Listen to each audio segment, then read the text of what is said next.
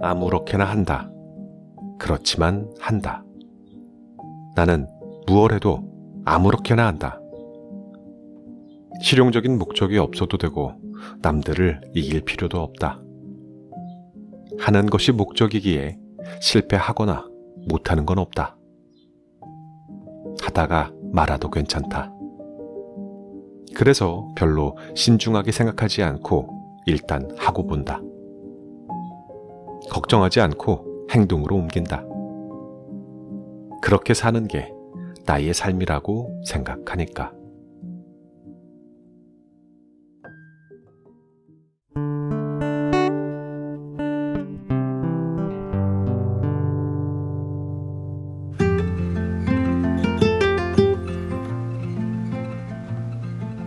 안녕하셨습니까? 모두의 아저씨 책 읽는 자작입니다. 서울대 영문학과를 졸업하고 미국 워싱턴 대학교에서 교육심리학 박사 학위를 받은 뒤 가족과 함께 서울 생활을 정리하고 미국으로 들어간 가족이 있습니다. 2013년에 나이가 40이던 남편은 갑자기 퇴직을 했고, 그렇다고 박사학위를 마친 저자가 교수가 되지도 않았습니다. 막상 박사학위를 받고 보니까 공부는 좋았지만 미국 교수의 핵심 업무인 연구 사업을 따오는 일에는 관심이 전혀 없었거든요. 그래서 둘 다 모두 은퇴를 해버립니다.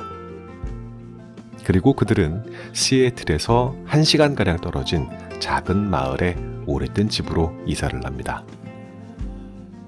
그때 첫째 아이는 초등생이었고 둘째는 아직 학교를 가기 전이었다고요.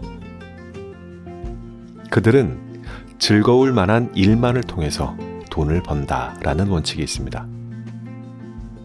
박혜윤 저자는 일주일에 단 이틀 집에서 빵을 만들어 팔고요. 이메일 구독자에게 유료로 글을 보내기도 합니다. 남편 역시 기고를 하거나 번역을 하고 있는데 과거 기자로서 글을 쓸 때보다 더 진지하고 정성을 들인다고 해요. 힘든데 재미있어 라는 말과 함께 말이죠.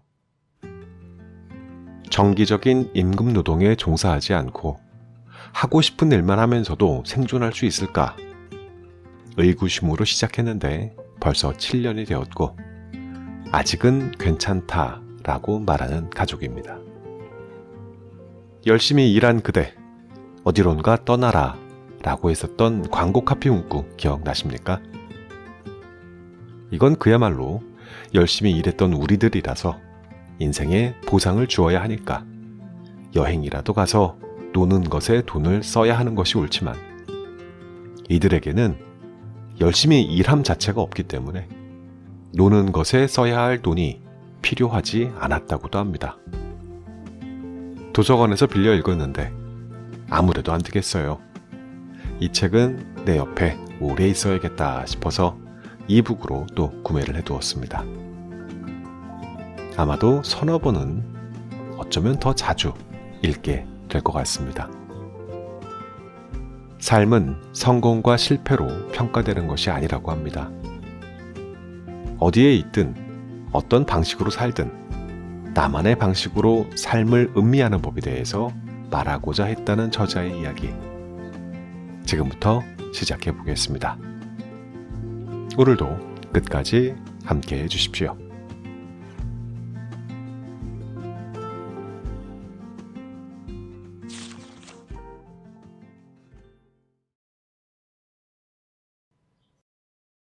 프롤로그. 골수를 맛보는 삶. 이상한 나라의 앨리스에는 덜 유명한 후속작이 하나 있다. 바로 거울 나라의 앨리스다. 역시 수수께끼로 가득한 이 작품에는 붉은 여왕이라는 새로운 인물이 등장하는데 그녀는 아무리 오래 달려도 지치지 않는다. 영문도 모르고 헐떡이며 함께 달리던 앨리스는 잠시 멈춘 순간 어딘가 이상한 점을 발견한다. 붉은 여왕도 그녀의 신하들도 끊임없이 달리고 있지만 제자리에서 한 걸음도 나아가지 못했던 것이다. 여왕이 그 비밀을 알려준다. 여기에서는 말이야, 같은 자리에 있고 싶으면 있는 힘껏 달려야 하는 거야. 아무리 둘러봐도 열심히 살지 않는 사람이 없다. 큰 재산이나 명성을 노리는 것도 아닌데 말이다. 그런데 하루 종일 노력하고도 자리에 누워 오늘은 만족스러웠다고 느끼는 사람도 좀처럼 없다. 그러면 이상한 마음의 상태에 빠지기도 한다. 죽도록 열심히 살면서도 어차피 안 돼라는 은밀한 포기를 하게 된다.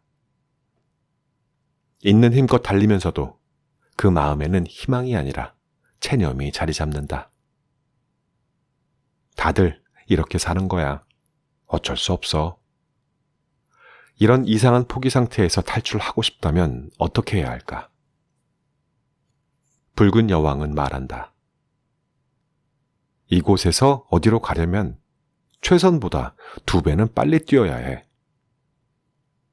많은 사람들이 실제로 조금씩 더 빨리 달릴 방법을 찾는다.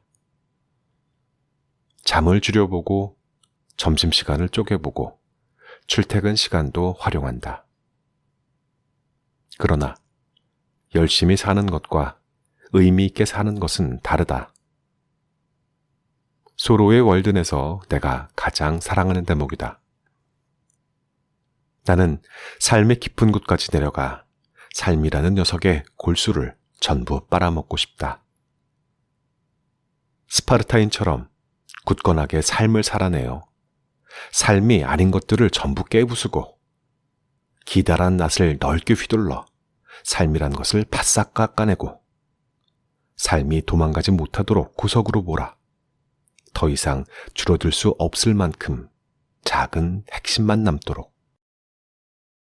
삶의 정수를 걸러내려면 숲속에 오두막을 지으란 이야기가 아니다. 소로가 월든에 간 이유는 어떠한 삶에도 적용할 수 있다. 그는 인생을 남김없이 맛보고 싶었다.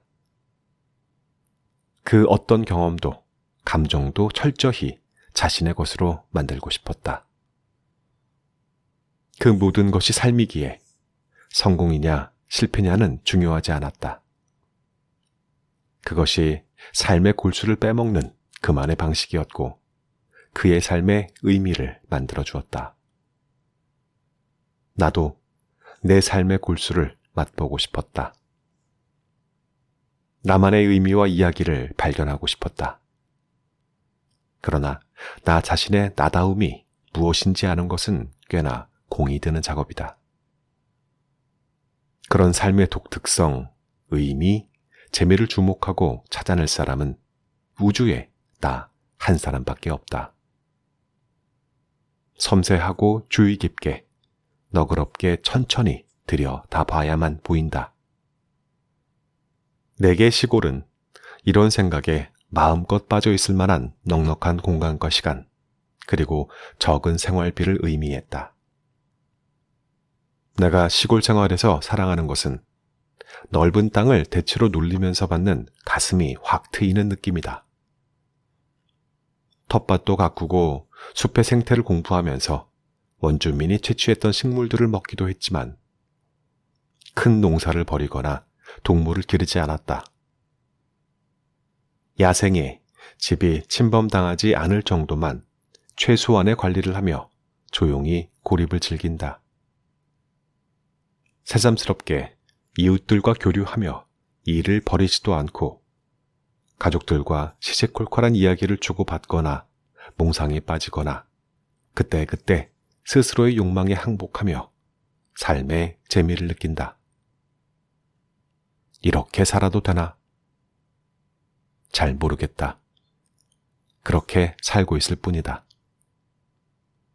신기하게도 이런 생활을 계속할수록 나는 깨닫는다.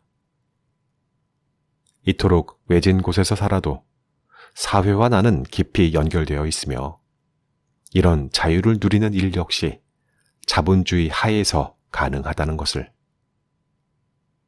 숲속에서 내가 뼛속까지 자본주의자라는 사실을 깨달은 셈이다.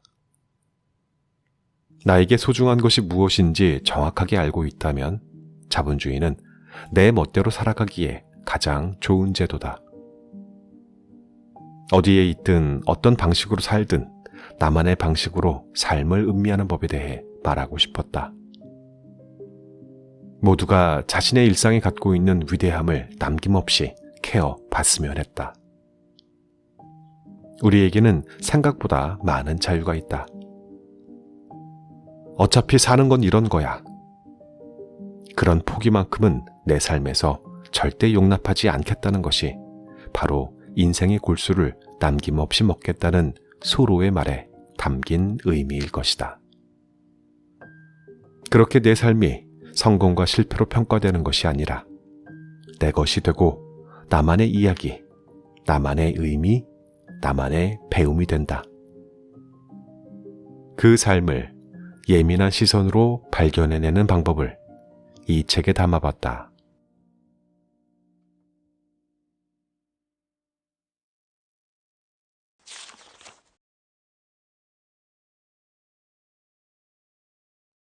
시골에서 자본주의 활용하기. 나는 일주일 중 이틀은 집에서 빵집을 연다. 그 자리에서 통밀을 갈아 갓 만든 밀가루에 물, 소금, 올리브유, 그리고 이스트를 넣어 발효빵을 만든다. 이스트를 최소화하기 위해 하루 넘게 숙성시킨다. 믹서기는 없고 손으로 직접 반죽을 한다. 명상하듯 오늘의 온도와 습도를 느끼며 거기에 맞춰 빵을 굽는다. 번거롭기보다는 즐겁다.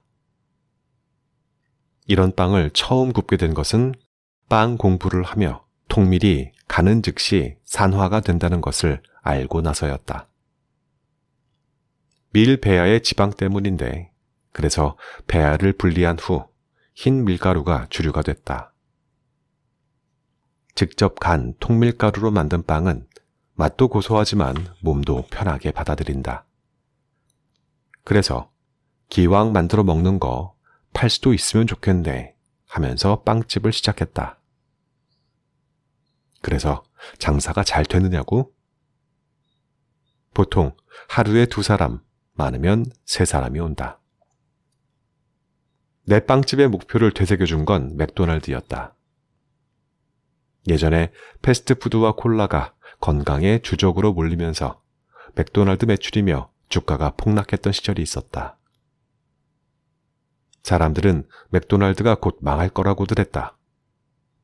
그러자 맥도날드에서는 샐러드며 과일 주스 등 상대적으로 건강한 메뉴를 추가하고 화려하게 부활했다. 그런데 새로운 모습의 맥도날드를 찾은 소비자들은 여전히 빅맥을 샀다. 사람들은 누구나 머리로는 건강을 챙기려고 하지만 막상 지갑을 여는 순간에는 빅맥을 주문했던 것이었다. 사람들의 그런 마음을 알기에 보통의 빵집이라면 건강한 빵도 팔지만 달콤한 쿠키도 판다. 하지만 내가 빵집을 시작한 건 내가 굽고 싶은 빵을 사는 사람이 있는지 궁금했기 때문이었다. 이 빵을 다른 누군가도 신이 나서 먹어줄지 알고 싶었다. 외식사업가 백종원이 한 TV 프로그램에서 이런 말을 했다. 대박식당이라고 해서 찾아가면 아주 가끔 이런 경우가 있어요. 맛이 전혀 대중적이지 않은 경우요. 사실 맛이 별로 없는데 손님이 많아서 이상하게 생각되죠. 이런 식당은 오랜 시간을 버틴 거예요. 그렇게 오래 버티면 아무리 특이한 맛이라도 찾는 사람이 결국엔 생기게 되죠. 문제는 그렇게 오랜 시간을 버틸 수 있느냐예요. 그래서 나도 오래 버티려면 얼마가 필요한지 계산기를 두드려 보았다. 목적의 우선순위가 생긴 다음에 돈의 문제는 초등학교 산수만큼 간단하다. 빵이 하나도 안 팔려도 버틸 수 있는 돈은 얼마인지를 계산했다. 일단 월세를 내지 않고 소유할 수 있게 된 공간을 찾았다. 우리가 가진 돈에 맞추다 보니 지은 지 110년 된 시골집이었다. 그 다음은 고정 비용 문제였다. 재산세와 공과금, 그리고 재료비. 계산을 해보니 2, 3년 정도는 버틸 수 있었다. 마지막으로 빵을 굽고 파는데 일주일에 몇 시간을 써야 우리에게 즐거움이 되지를 알아야 했다. 하루에 5시간씩 이틀을 열고 추가로 하루 반나절 더 일을 하면 된다. 이렇게 계산해 보니 대형 오븐이나 믹서 같은 상업용 베이킹 도구도 사지 않게 되었다. 시설에 투자하면 그 돈을 회수하기 위해 오랜 시간 돈을 벌어야 한다. 더 중요한 것은 내 손으로 반죽을 만지는 즐거움과 작은 오븐에서 한 번에 구워지는 4개의 빵을 하나씩 관찰하는 재미에 있었다. 그러니까 빵을 굽고 파는 일이 창조적인 기쁨, 놀이의 즐거움이 되는 선에서 멈춰야 한다. 게다가 내 빵을 좋아하는 고객을 찾는다면 그 자체로 큰 기쁨이 된다. 그날 밀을 갈아서 하루 넘게 숙성시킨 통밀빵은 일반 빵집에서 취급하기 힘들기 때문에 나는 좀처럼 구할 수 없는 특별한 무언가를 제공하고 있는 셈이다. 또 돈을 내고 사간다는 사실이 중요하다. 자본주의 사회에 속한 현대인이 지갑을 여는 행위는 신 앞의 고백만큼이나 진실된 마음이다. 여기까지 읽은 사람들이라면 다들 궁금해졌을 것이다. 그러면 대체 우리 가족은 어떻게 먹고 살고 있는 걸까? 우리 부부는 현재 정규 직장이 없다. 내가 박사학위를 마치던 2013년, 남편은 갑자기 퇴직을 선택했다. 그의 나이 40이었다. 그렇다고 내가 교수가 되지도 않았다. 막상 박사학위를 받고 보니 공부는 재미있었지만 나는 미국 교수의 핵심 업무인 연구 사업을 따오는 일에는 전혀 관심이 없었다. 그래서 우리는 둘 다 은퇴했다. 그때 첫째는 초등학생이었고 둘째는 아직 취학 전이었다.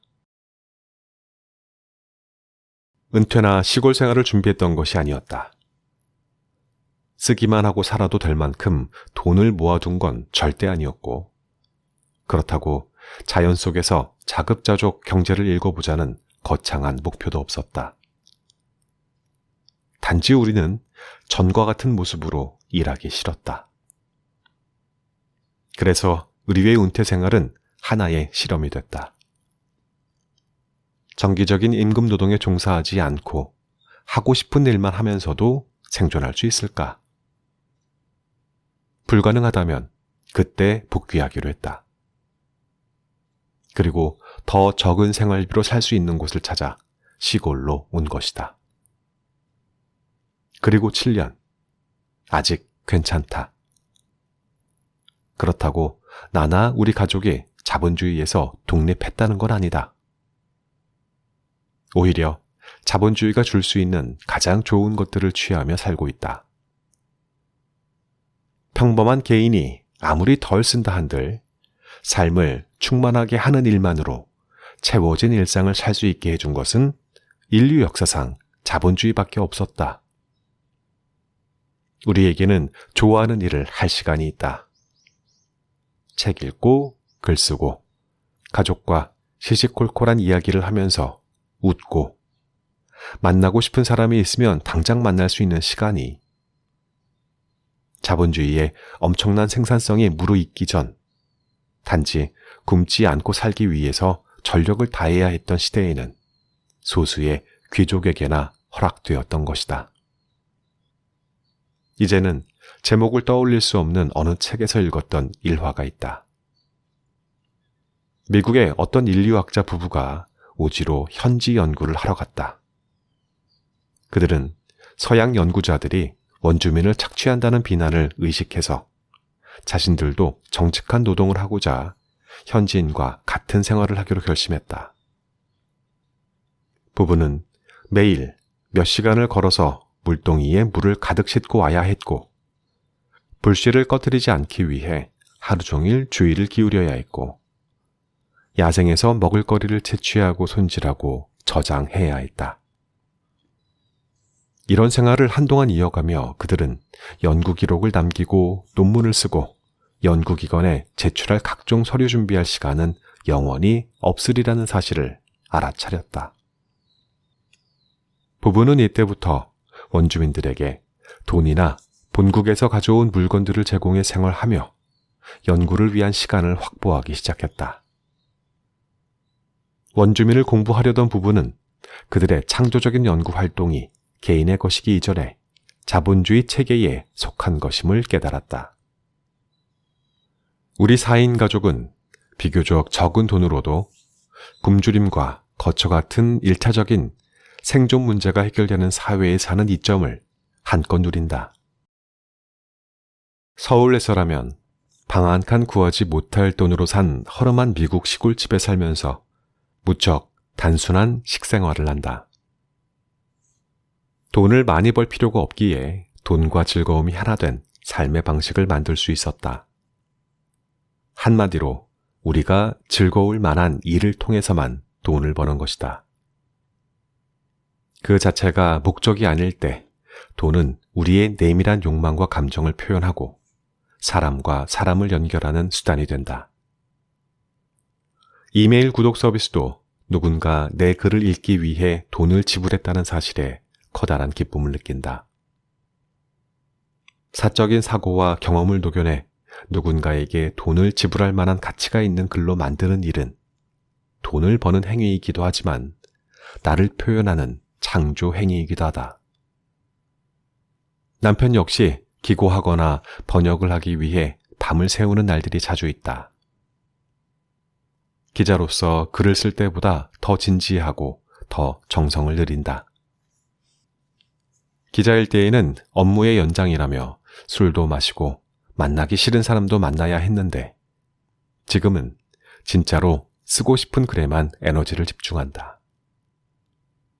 내가 옆에서 힘들면 그만둬 라고 하면 힘든데 재미있어 라고 답한다.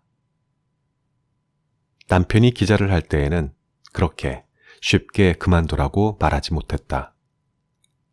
지금보다 돈을 훨씬 더 많이 벌었으니까.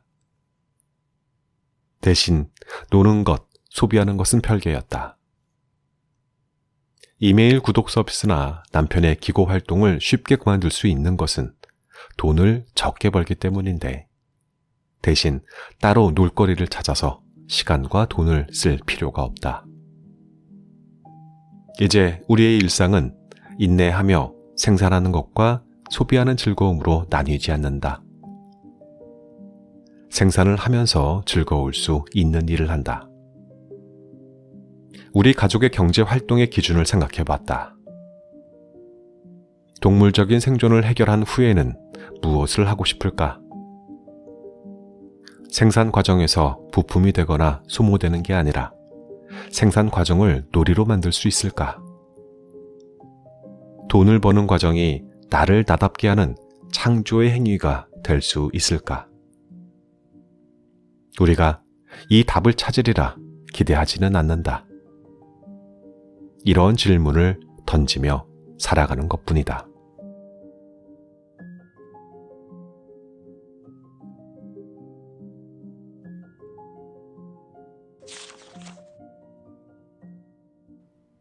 어떤 일은 내디디면 이루어진다. 이제 겨우 초등학교 4학년인 둘째를 붙잡고 아무 말이나 늘어놓았다. 학교를 그만두고 세계를 방랑하자는 이야기였다. 둘째는 잠자코 듣더니 이내 알겠다고 했다. 빈말을 하는 법이 없는 둘째였기에 되레 내가 궁금해졌다. 학교 다니는 게 그렇게 좋다더니 정말 괜찮겠냐고 물었다. 엄마가 하자고 하는 건 대부분 안 하거나 대강하거나 뭐 그렇거든. 유기농 농장 한다고 한 것도 안 했지? 바닷가 도시 아파트에 이사 가자고 한 거, 개 키우자고 한 거, 엄마 책 출판하자고 한 거는 하기는 했지만 보통 작가들처럼 밤새우면서 하는 거 아니고 노는 것처럼 했지. 빵 만들고 된장 만드는 것도 엄마 재미있는 대로 하잖아. 생각이랑 다르면 금방 그만두고 다른 일 할 거니까 괜찮아. 부모를 꿰뚫어 보는 말에 우리는 둘 다 깔깔대고 웃었다. 그렇다. 나는 변덕스럽다. 실행력만은 끝내주지만 의지력이나 열정 같은 건 없다. 심지어 소심하다.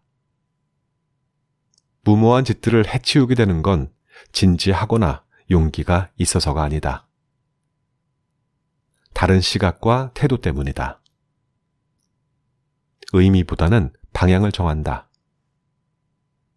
인생에 의미와 목표를 정하지 않는다. 내 인생이 무슨 큰 의미가 있을 것 같지는 않다. 그래서 나에게 재미있어 보이거나 궁금한 것, 마음이 내키는 것을 순간 단위, 하루 단위로 한다. 그런 일이 없는 날에는 하루 종일 침대에 누워서 지낸다. 그렇게 살다 보니 내 삶의 의미는 사이좋은 가족 되기, 환경 보호, 자립과 검소한 생활, 건강한 먹거리, 자연과 가까운 일상이 되었다. 이것도 이런 원칙을 진지하게 실천하는 사람들에 비할 바는 아니지만 방향은 그렇다. 모든 일은 어쩌다 일어난다. 진화의 핵심에는 돌연변이가 있었다. 어떤 일정한 계획과 방향을 두고 일사불란하고 체계적으로 나아가는 것이 아니라 생존에 도움이 되지 않거나 방해되는 무수한 시도들이 폐기 처분되는 과정 중 소수의 몇 가지가 살아남아 의미가 된다. 그래서 의미는 돌아봐서 정한다. 이렇게 바뀌면 살아남을 수 있어. 이렇게 해야겠다가 아니라 살아남았네? 어떻게 이게 가능했지? 하고 반대로 추적해보면 보이는 것들은 사실 변화나 행위의 당시에는 그저 의미 없는 많은 시도들 중 하나였다. 그래서 나는 오래 고민하지 않는다. 그냥 아무거나 해본다. 혹은 해볼까 하다가 여건이 안 맞으면 안 해도 그만이다. 무슨 의미가 있을 거라는 기대는 별로 하지 않는다. 갑자기 떠오른 생각이란 없다. 거의 모든 충동적 시도나 생각은 스스로 생각해도 어이가 없을 정도로 갑자기 떠오른다. 하지만 여기에는 의식적 계산이나 감각보다 더 큰 무엇이 있다고 생각한다. 나 자신도 납득할 수 없지만 그냥 끌리는 것이 있다. 나의 계산으로는 불가능하고 심지어 나의 취향에도 맞지 않고 앞으로 나에게 쓸모 있을 것 같지 않은 그런 일이나 주제들에 참을 수 없는 끌림을 느낄 때 나는 항복한다. 일단 행동으로 옮긴다. 2달 동안 삼시세끼 팥빙수만 먹기 같은 단순한 미련한 짓일 때도 있고 바이올린 배우기와 바이올린 제작의 역사 공부같이 정상적일 때도 있고 줄리아 로버츠의 영화 전편을 100번씩 보기같이 나중에 도움이 되기도 하지만 당시로서는 확실히 게으름만으로만 보이는 짓을 하기도 한다. 중요한 건 2가지다. 이런 항복의 습관을 들이면 나 자신의 깊은 욕구에 충실하게 반응하는 습관이 든다. 이렇게 살다 보면 삶이 어떻게 풀리든 간에 남이나 사회를 탓하지 않게 된다. 그리고 인생의 매 순간이 풍요롭게 즐겁다. 모든 건 이루어진다. 전 세계에서 초특급 베스트셀러였던 책 시크릿은 그만큼 엄청난 비난도 받았다. 간절히 원하면 우주가 도와준다라니. 사이비 종교처럼 들려도 어쩔 수 없지 않겠는가. 하지만 나는 이 책의 메시지의 절반은 확실하게 믿는다. 내가 원하는 건 정말 전부 이루어졌으니까. 모든 생각이 현실이 되었다. 여기서 중요한 건 무엇을 원하느냐이다. 내가 마라톤에서 금메달을 따기를 간절히 원한다고 해서 그런 일이 이루어졌을 리는 없다. 왜냐하면 그건 남들도 원하는 것이고 그러한 남들을 이겨야 이룰 수 있는 것이니까. 이 욕망은 달리기가 아니라 달리기를 매개로 해서 남을 이기고 싶다. 남의 사랑과 인정을 받고 싶다. 결국 타인에 대한 영향력을 갖고 싶은 마음이다. 내가 간절히 원하는 것은 남을 이기는 것이 아니다.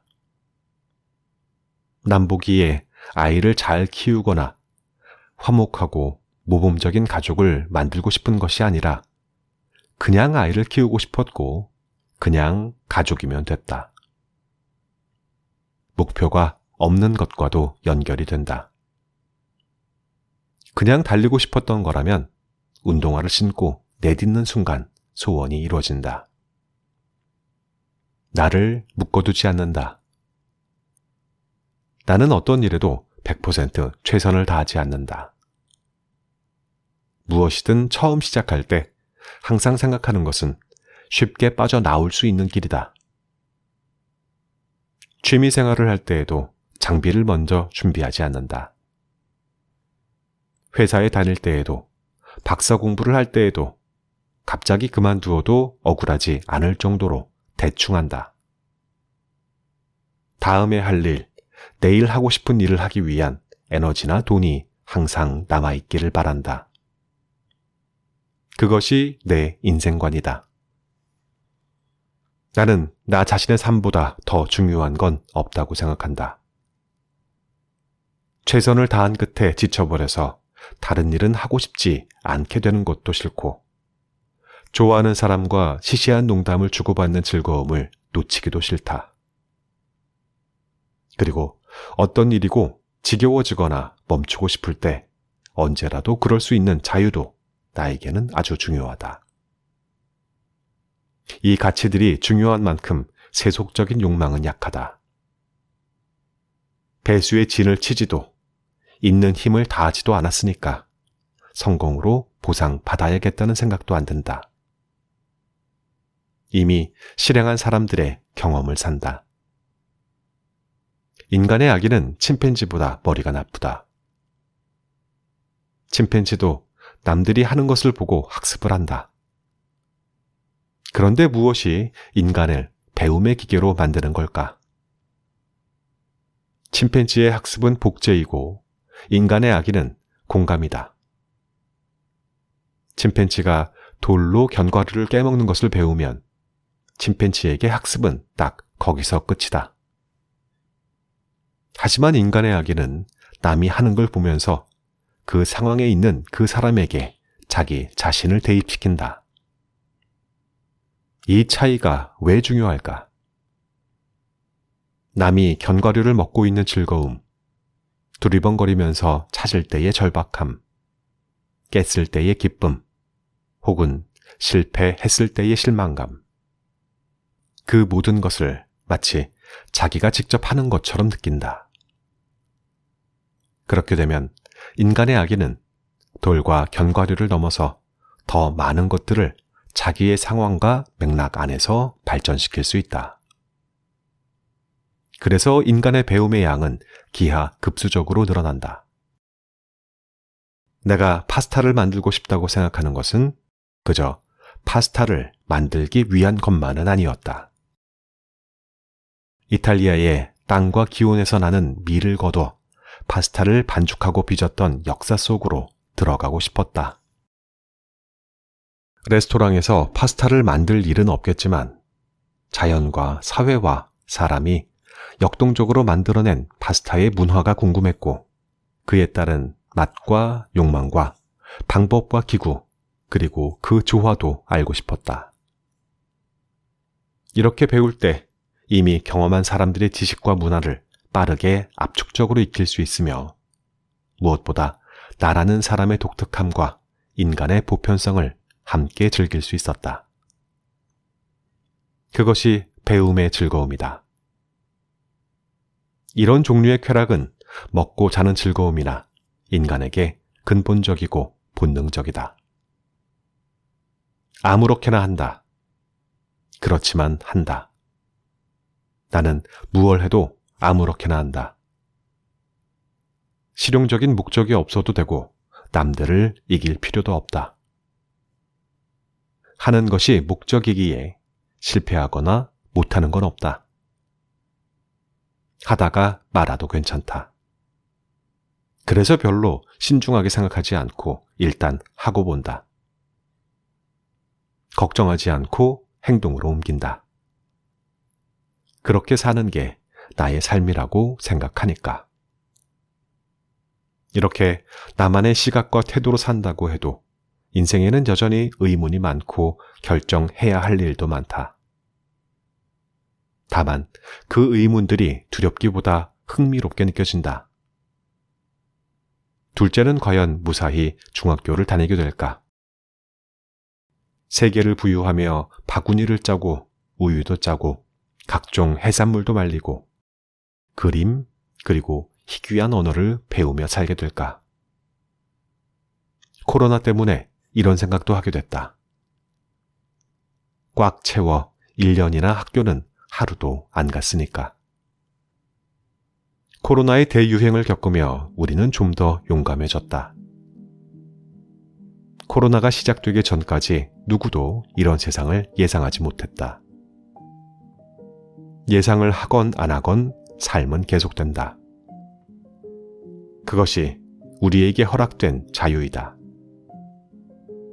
나는 그 자유를 최대한으로 누리고 싶다. 내 마음속에는 온갖 계획들이 생겨나고 또 사라지고 있다. 갑자기 한국에 가서 책방이나 상담소를 차릴지도 모르고 큰아이 대학 근처로 가서 살지도 모르며 세계를 방랑할지도 모른다. 혹은 이웃도 없는 더욱 깊은 시골로 사라질지도 모른다. 앞으로 펼쳐질 시간에도 지금까지 그랬던 것처럼 아무렇게나 언제든 그만둬도 된다는 마음으로 살아갈 것이다.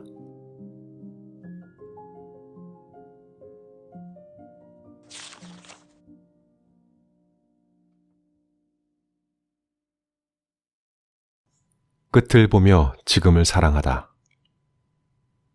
인생에서 내가 꾸준히 노력하는 건 바로 열심히 노력하지 않기이다. 그럼 가만히 살면 될 것 같지만 의식적으로 경계하지 않으면 생각보다 어렵다. 나는 모든 걸 남김없이 불살랐다고 의심 없이 자부할 수 있을 정도로 최선을 다한 적은 없지만 나 역시 어떤 일을 할 때 서서히 나를 잊게 되고 마구 달려가 끝을 보고 싶을 만큼 몰두하는 경우도 있다. 이럴 때 정신을 똑바로 차리고 안 돼. 이렇게 열심히 하면 안 되지 하며 멈추려는 노력을 해야 한다. 빵 만들기가 그렇다. 빵의 최고 양대 산맥은 즉석 재분한 100% 통밀을 사용한 것과 시판 이스트 대신 천연 발효를 사용하는 것 두 가지다. 전자를 완성하기 위해 1년 넘게 미친 사람처럼 책을 읽고 빵을 구웠다. 심할 때에는 자다가도 새벽에 갑자기 깨서 새로운 방법을 메모하고 발효적인 빵 반죽을 수시로 관찰하며 냄새를 맡았다. 이스트 양을 극단적으로 줄여가면서 소화가 안 되거나 쉽사리 곰팡이가 피는 등 평범한 이스트 빵이 가진 단점들이 거의 사라졌다. 그러고 나니 천연 발효까지 마스터하고 싶은 마음이 샘솟기 시작했다. 그렇다면 누가 뭐라고 하든 세상 최고의 빵을 만드는 게 되니까. 그런데 여기서 멈췄다. 왜는 차치하고 어떻게 멈췄을까? 방법은 단순하다. 끝을 생각한다. 빵 만들기 싫어질 때, 빵을 그만 만들 때를 생각한다. 왜 그렇게 되는지는 아직 모른다. 지금은 죽을 때까지 빵을 만들고 싶으니까. 그때를 생각하면 일단 도구를 사는 것을 극도로 삼가하게 된다.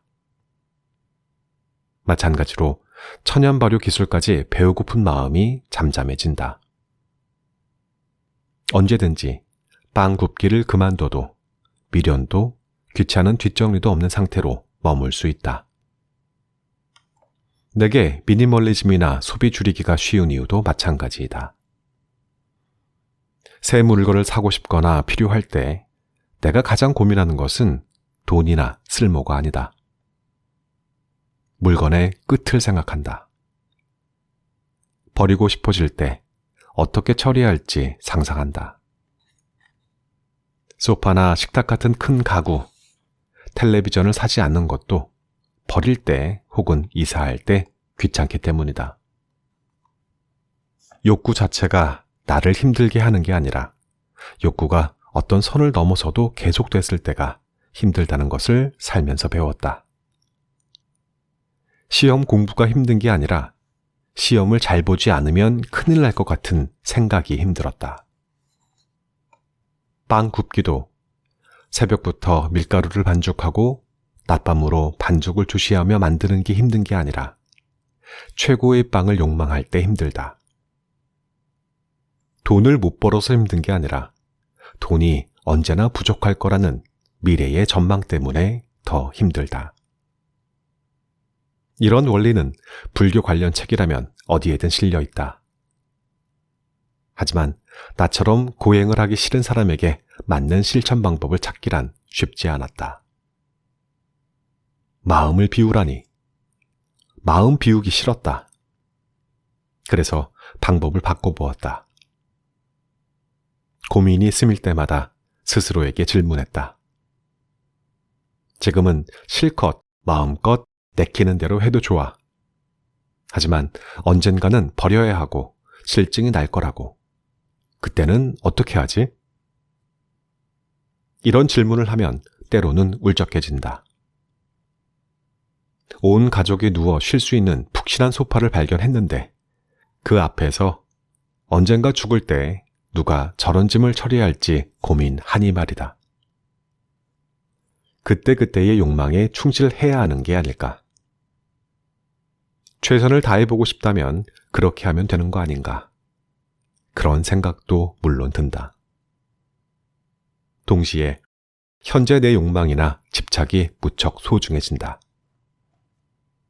빵을 한창 만들다 보면 언젠가 이 일도 그만두게 될 거라는 생각이 든다. 그 사실을 받아들이면 굉장히 집중하게 된다. 그런 시간이 지나고 나면 어느 순간 지금이 이 일에서 얻을 수 있는 기쁨의 최고점이며 앞으로 서서히 하얀 곡선을 그리기 시작할 거라는 느낌이 들기 시작한다.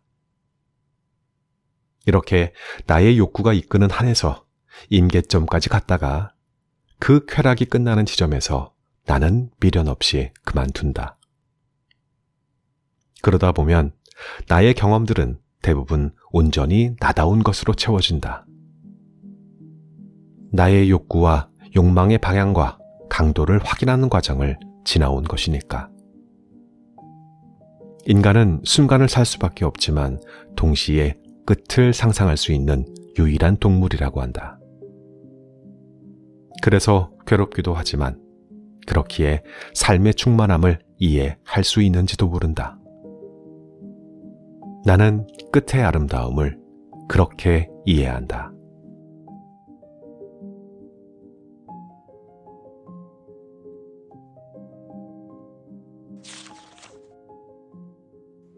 아쉽지만 이 책의 낭독은 여기까지 마무리하고 이만 물러갑니다. 다시 뵐 때까지 행복하십시오.